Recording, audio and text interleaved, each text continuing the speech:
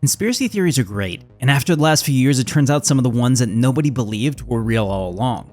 So while I can't do anything fun like aliens on this channel, let's get into the biggest conspiracy theory in Star Citizen: the funding model.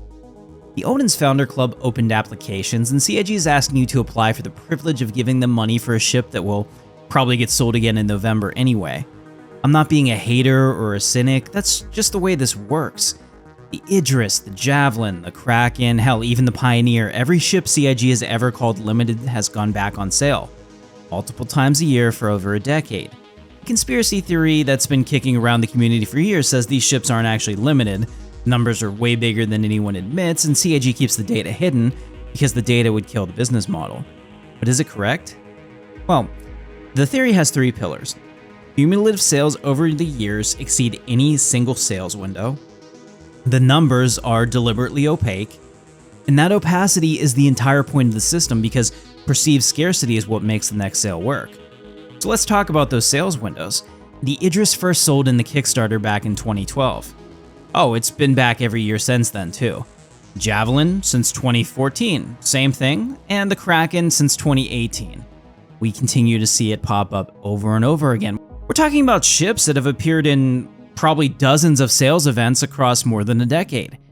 Every concept sale, every anniversary sale, Invictus, IAE. If you've been around long enough, you've watched these ships return so many times the word limited has lost any meaning beyond limited per event window. But that's never been in dispute, it's the factual part of this theory, we know this. And if you actually play this game rather than just playing the pledge store, you see capital ships in the wild. At first, when the Idris was released into the PU, you'd see them constantly. They were all over the Stormbreaker content since both came out at the same time. Full disclosure, I don't have any one of the big capital ships outside of the Pioneer, which aligns with the manufacturing gameplay I want to explore, but I will eventually get these from referrals. I'm not that far away from the Idris now, to be honest. Let's do some math. Star Citizen has roughly 6.5 million accounts.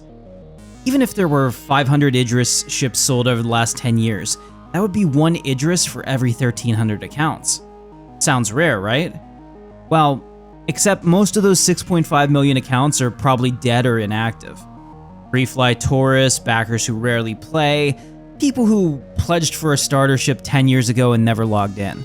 The active population is a fraction of that number, and CIG doesn't publish it to us. But pick whatever number feels honest to you. Maybe 200,000, 300,000 on a good patch means that every 40 to 60 active players has one. They're not very rare. That's a ship in every mid-sized org and a few extras floating around for the solo whales. And 5,000 is a conservative guess. Idris has been on sale every year since 2012. If the real number's 10,000, you're looking at one Idris for every 20 to 30 active players. And if the number's 15,000, then every org has one and half of them have two. That tracks with what I see, and that part breaks the marketing. Limited only means something if the math supports it. I don't think the math supports it, but I'm guessing here. I wish I had the hard numbers to put on the screen right now because I don't. Nobody does. CIG has never disclosed cumulative sales for any capital ship, not once in 12 years. They could end this entire conversation tomorrow with a spreadsheet, but they won't. And that opacity is absolutely intentional. Quick break in the argument, guys. If you're enjoying this kind of analysis, the channel's been getting wider distribution lately, which is great. It also means I'm fighting for visibility against bigger creators. A like really helps the algorithm push this further, and drop a comment, it really helps, even if you disagree with me. Maybe especially if you disagree with me. Back to the conspiracy. These ships sell because people want them. What the fear of missing out model does is take that genuine desire and put a clock on it. There are many people who are going to want an Idris eventually, and the sales window keeps the clock ticking.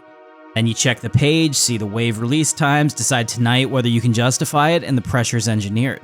It's not game specific, by the way. I mean, my wife falls for it all the time. Limited time sales in real life has been a sales tactic since probably the barter system was invented by humans. It's a real thing.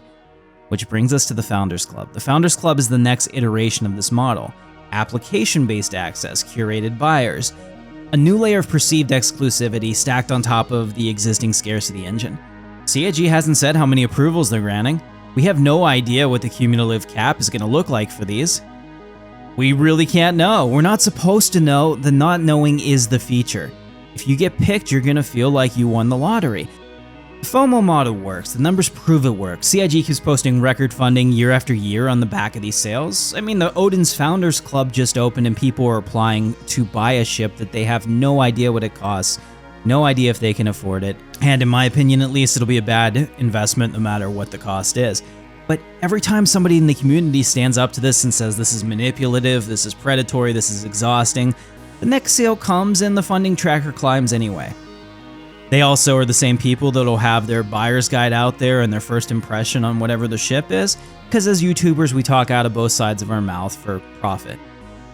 And the critics aren't wrong about what it is, they're just wrong about whether it works.